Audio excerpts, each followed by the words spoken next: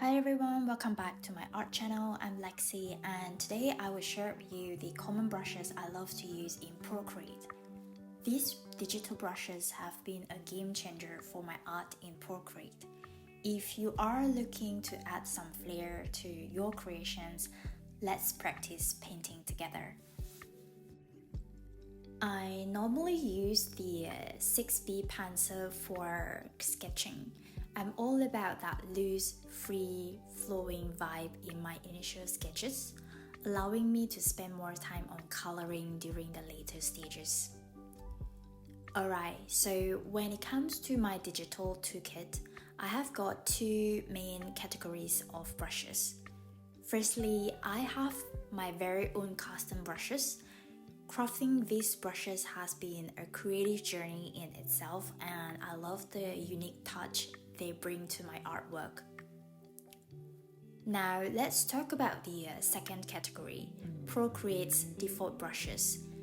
These brushes come preloaded and they are fantastic if you know which brushes to use in order to give the effects you want for your painting. Today I want to highlight a couple of brushes I used recently. For the background, the Old Beach brush from the artistic category is my go-to. This brush throws in a watercolor effect, transforming a plain background into a mesmerizing scene.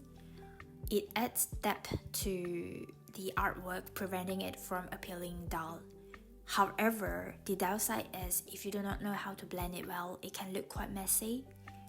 But hey, no one says that our art can't be messy. We just need to be creative, right? So a few simple steps, we have finished the background. Now we can start adding details to the artwork.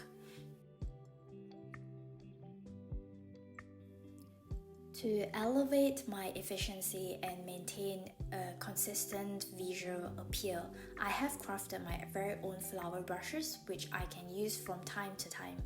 So now I'm going to use the daisy stem for this artwork. This brush not only saves me precious time but ensures that every single daisy I bring to life on my canvas possesses a near identical charm.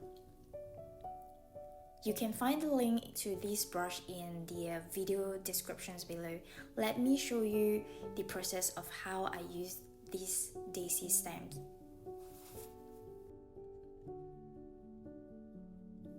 You can notice that the daisy stem has a detailed outline.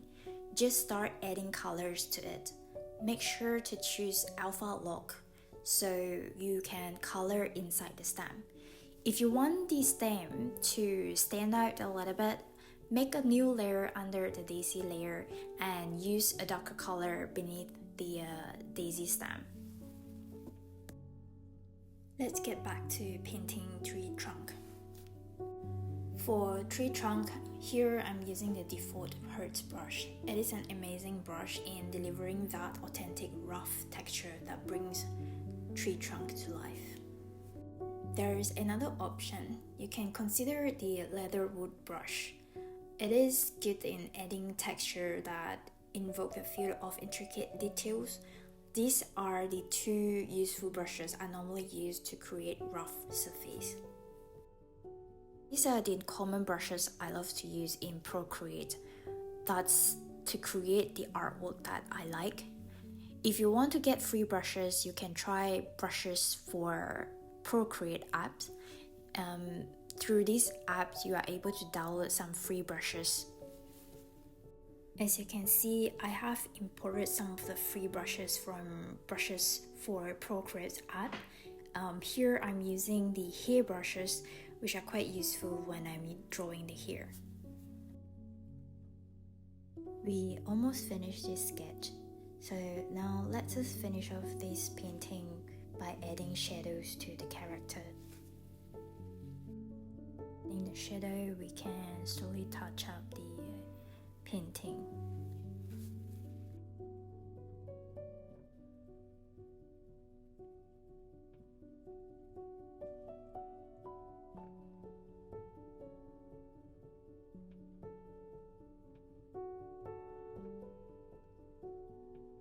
you want to draw fine lines, I would suggest using the brushes under the inking category.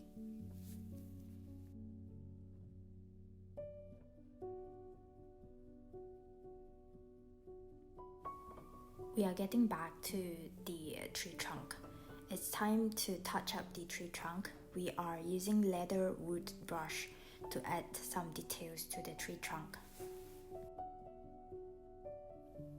Now we're gonna add some leaves to the branch. These are my custom brushes, so they are not available on Procreate. But you can definitely get these brushes from my website. I put a link in the description below.